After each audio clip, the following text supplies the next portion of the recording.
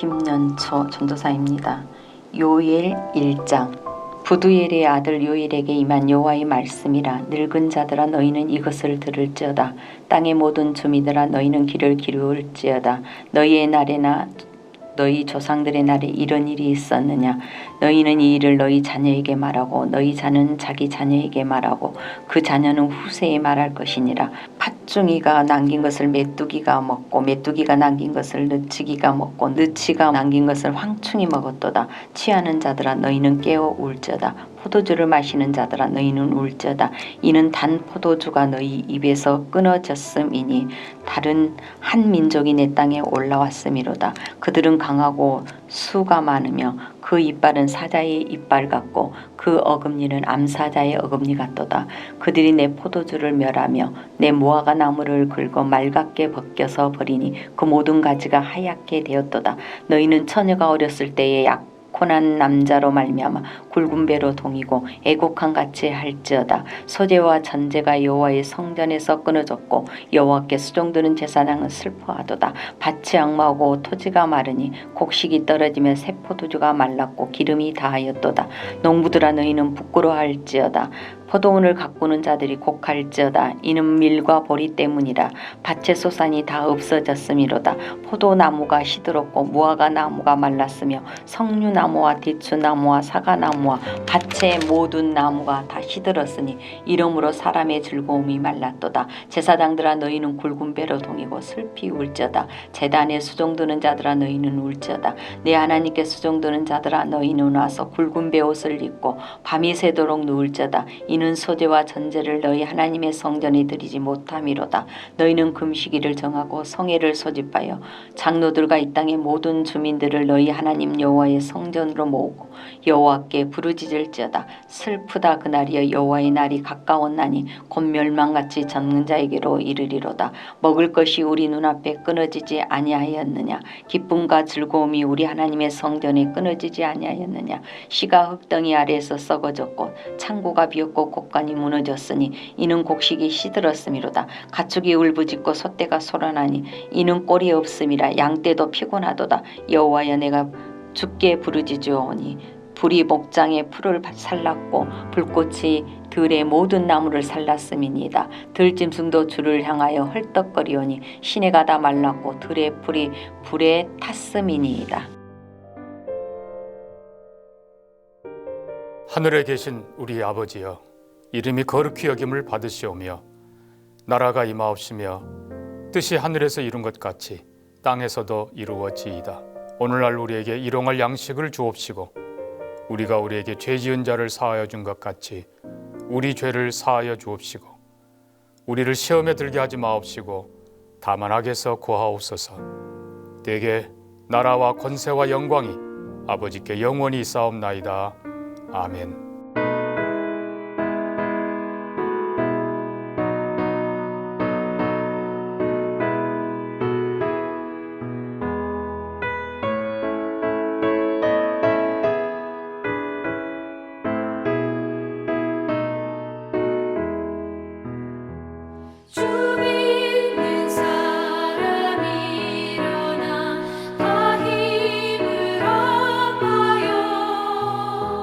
이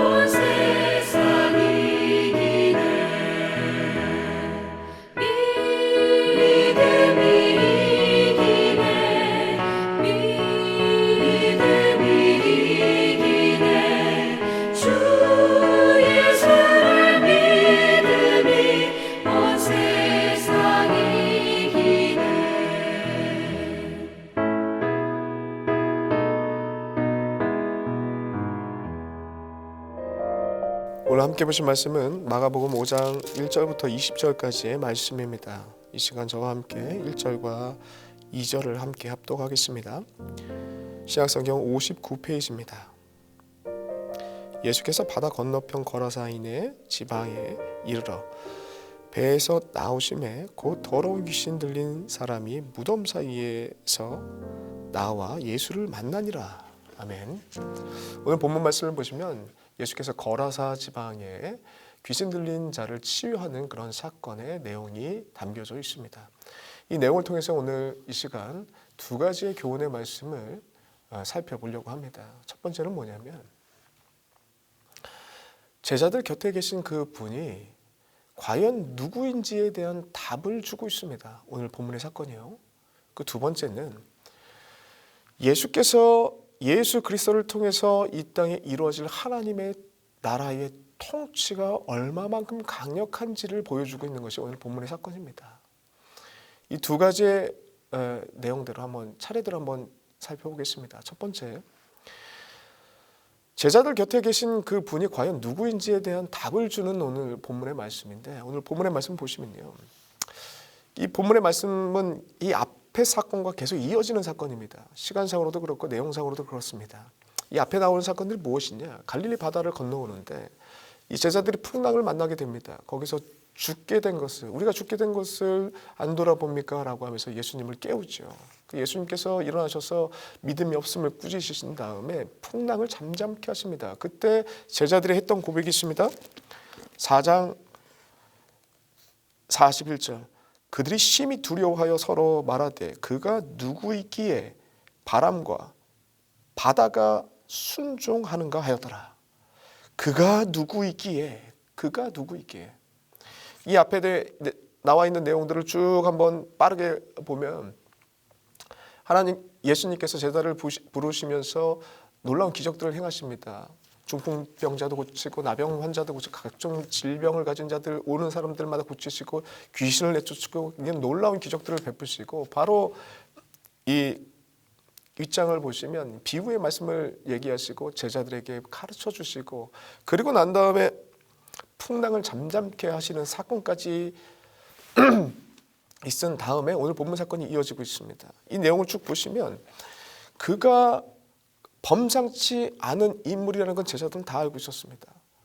라비어, 선생님이여 라고 하고 있지만 그 선생님을 넘어서 선지자, 위대한 선지자와 같다라는 것은 제자들이 알고 있었습니다.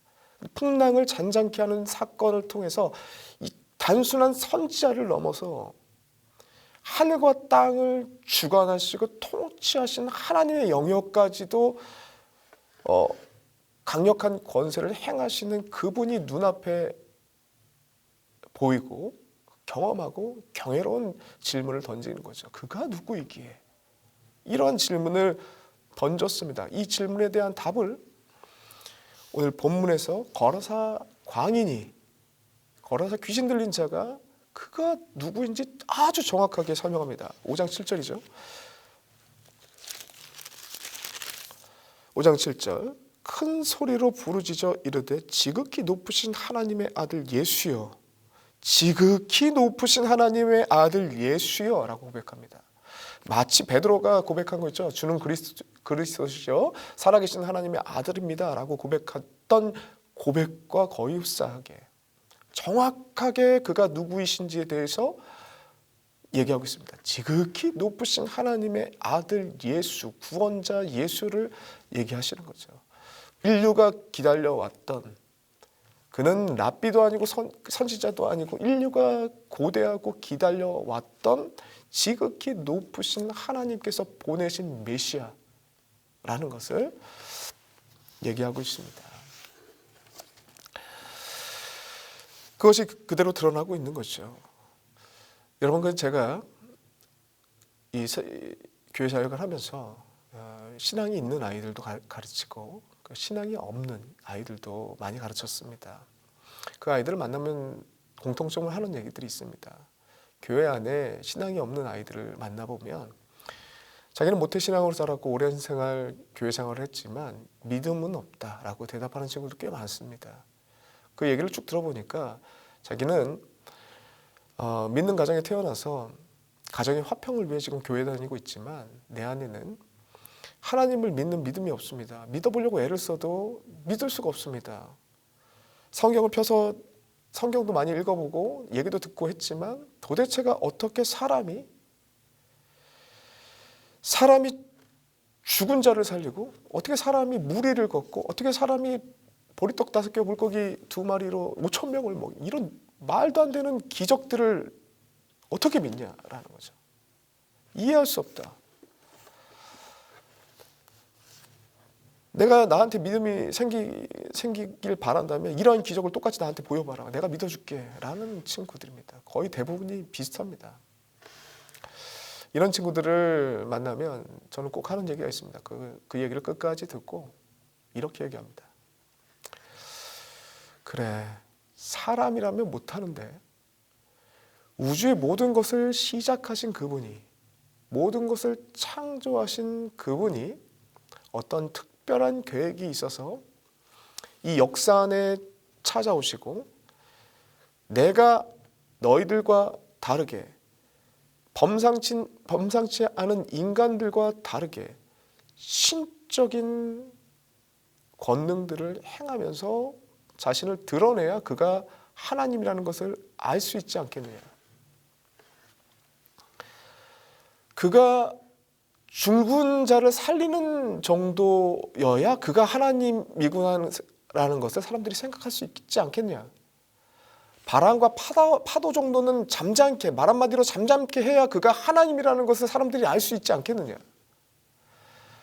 죽은 자를 살리고 또 오병 물고기 5개와 보리떡 5개 물고기 2마리로 사람들을 5,000명 정도는 먹여야 그가 하나님 되신다라는 것을 사람들이 알지 않겠느냐. 그것도 수많은 사람들에게 보여야 그 수많은 사람들이 목숨을 걸고 그것들을 기록하고 그것을 전달하고 그것을 전달해서 2,000년 넘는 시간 동안에 전달이 되지 않겠느냐.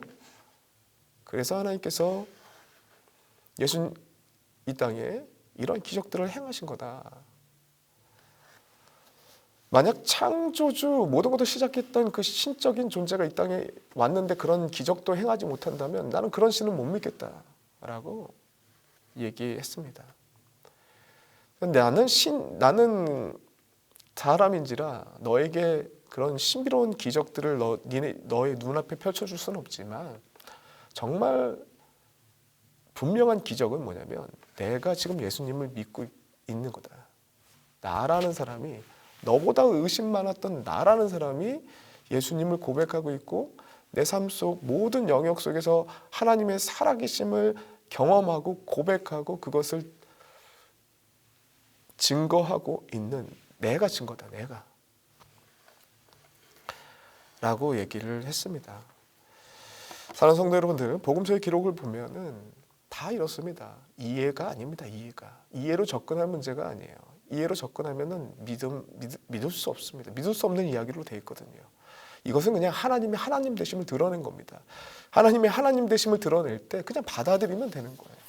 이해로 접근해서는 절대로 이게 풀리지 않습니다. 하나님이 계신다면, 하나님이 특별한 계획을 가지고 이 땅에 오셨다면 이러한 기적들을 일으키셔야죠. 그러면 합리적으로 생각이 듭니다. 그럼 왜 오셨냐? 왜 그렇게 오셔서 하나님의 하나님 되심을 드러냈는가에 대해서 왜 그렇게 하셨는가라는 부분들을 생각할 때는 그때는 이제 질문을 던져야죠. 그렇게 접근을 해야지 결코 이해로 접근할 문제가 아니라는 것이죠. 오늘의 본문에 나오는 제자들도 마찬가지입니다. 그가 누구인가? 그가 누구이기에? 범상치 않은 그 능력을 행하시는 그분이 누구이기에? 라는 질문을 계속 던지고 있는 제자들에게 오늘 거라사 광인을 통하여서 분명하게 그가 누구이신지에 대해서 명확하게 전달합니다. 그러면 그대로 그냥 받아들이면 된다는 거죠. 두 번째로 예수 그리스도를 통해서 이 땅에 이루어질 하나님의 강력한 통치가 무엇인지 드러내는 것이 오늘의 본문의 말씀입니다.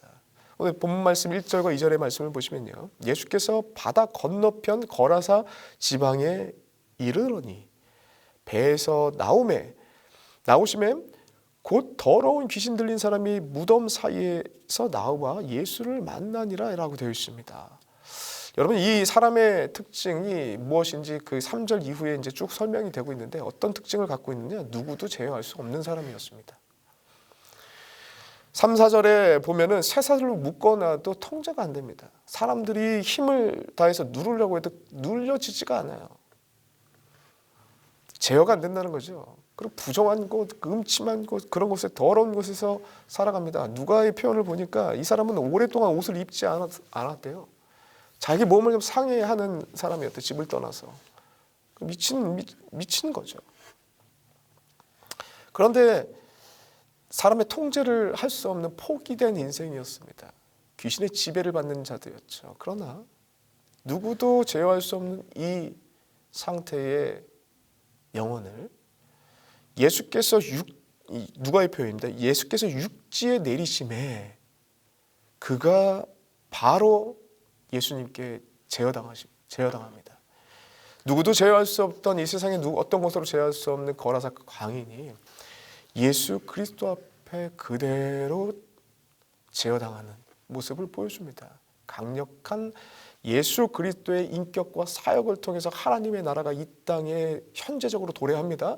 그 도래하는 반응들로 이런 것들이 나타나는 거죠. 더러운 권세가 물러갑니다. 그 앞에 제어당합니다. 세상에 어떤 방법으로 제어할 수 없던 그 거라사 귀신 들렸던 자가 예수가 육지에 내리심에 그 순간 제어되고 그 앞에 엎드려서 간구하는 그런 모습들을 보이고 있는 것이 오늘의 본문의 말씀이라는 것이죠. 예수 그리스도의 인격과 사역을 통해서 이 땅에 도래될 하나님의 나라의 통치가 귀신의 통치를 몰아내고 하나님의 강력한 주님의 말씀의 강력한 통치가 이 영혼의 삶을 주도하게 되는 장면이 오늘 본문의 말씀입니다. 사랑하는 성도 여러분들, 예수께서는 이 땅에 오셔서 눈에 보이는 세계와 보이지 않는 세계의 주인 되심을 드러내십니다. 우리에게 보이십니다. 그 앞에 바람과 바다는 한마디로 잠잠해집니다. 눈에 보이지 않는 강력한 군대 귀신의 세력조차 한순간 제어당합니다. 지금도 예수 그리스도의 인격과 사역을 통해 하나님의 말씀에 기록된 말씀의 선포를 통해 그것을 믿고 하나님을 경험한 자들이 외치는 하나님의 말씀을 통해 여전히 하나님의 나라는 확장되고 있습니다. 하나님의 나라와 통치가 이 어두운 눈에 보이는 세력과 보이지 않는 세력에 붙잡혀 있는 것들을 풀어주는 역할을 합니다. 여러분들이 사는 모든 영역 속에서 이러한 강력한 하나님의 나라의 권세가 있길 간절히 소망합니다.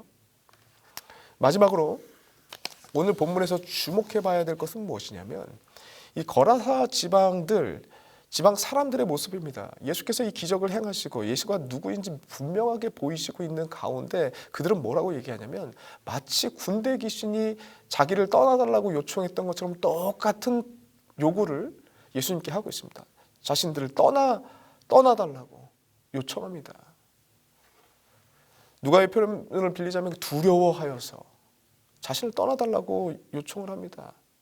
근데 이 요청에 예수께서는 똑같은 요청을 했던 군대 귀신은 그 요청을 수용하지 않으십니다. 단호하게 파멸의 길로 심판하십니다. 그런데 오늘 거라사 지방의 사람들의 요청, 똑같은 요청이죠. 근데 그 요청에 예수님께서는 귀신을 내쫓은 것처럼, 귀신을 파멸의 길로 가게 만든 것처럼 그들을 꾸짖거나 심판하지 않습니다. 그냥 수용해 주시고 그 자리를 떠나십니다. 이유는 무엇인가? 왜 그랬을까? 주님께서는 귀신을 파멸하는 것은 허락하셨지만 그 지역을 파멸하는 것은 원치 않으셨고 다시 복음으로 살아날 기회를 허락하고 있다는 거죠. 그 내용이 어디에 나오느냐? 귀신에서 귀신을 내쫓아주고 회복된 그 영혼이 예수님을 그 고향을 떠나서 예수님을 따르려고 합니다. 그때 예수께서 그 고향을 떠나지 말고 너희 가족들에게 가고 마을 사람들에게 너가 경험했던 이 하나님의 나라의 권능을 전하라고 얘기합니다. 마을 사람들은 떠나라고 했지만 이 거라사인 치유함받은 고침받은 거라사인을 남기고 복음을 전하게 함을 통해서 그들 또한 두려워서 예수님을 떠나가라고 얘기를 하고 있지만 다시 한번 고침받은 거라사인을 통해서 하나님의 복음의 말씀을 받아들이게끔 주님께서 말씀하십니다. 말 그대로 예수님의 단호하시면서도 온유하시고 오래 참으시는 예수님의 인격과 사역이 그대로 드러나는 사건이라는 거죠. 사랑하는 성도 여러분들, 예수께서 행하신 공생의 모든 기록들은 다 이와 같습니다. 하나님의 하나님 되심, 하나님과 동등되심을 취하시는 그분이 이 땅에 오셨다라는 것을 드러내기 위해서 강력한 하나님 되심을 드러낼 때가 있습니다. 그거는 이해가 아닙니다. 그냥 받아들이는 겁니다. 또한 하나님의 인격과 사역을 통해서 이루어지는 하나님의 나라의 일들이 오늘날 우리의 삶 가운데도 고스란히 적용된다는 것을 잊지 마시길 바랍니다. 그리고 예수 그리스도의 그 인격과 사역을 본받아 예수님의 하나님 되심은 그대로 우리가 수용해야 되는 것이고 그냥 받아들이는 것이고요. 예수님의 인격과 사역과 그 사역을 통해서 나타나는 성품은 우리가 본받아야 되는 것이죠. 그대로 받고 본받고 이러한 일들이 오늘 복음서를 보면서 있어야 될 줄 확신합니다. 기도하겠습니다. 하나님 너무나도 감사합니다. 하나님의 귀한 말씀을 통해서 예수 그리스도가 이 땅에 오신 이유, 그가 누구이신지 분명하게 드러내시는 그 장면들을 보며 하나님의 하나님 되심을 그 동등 되심을 취하시는 분이시라는 것을 그대로 믿음으로 받아들이는 주의 백성 되게 하여 주시옵시고 또한 그의 인격과 사역을 통해서 드러나는 성품들 우리가 본받게 하여 주시옵소서. 그리고 저는 아버지 주 예수 그리스도의 말씀을 붙잡고 우리 일상 가운데 하나님의 나라가 우리 믿는 자들을 통해서 하나님의 통치와 하나님의 나라의 통치가 이루어지는 하나님의 뜻이 이루어지는 인생들로 살아갈 수 있도록 우리를 붙잡아 주시고 인도하여 주시옵소서. 감사드렸고 예수 그리스도의 이름으로 기도드리옵나이다. 아멘.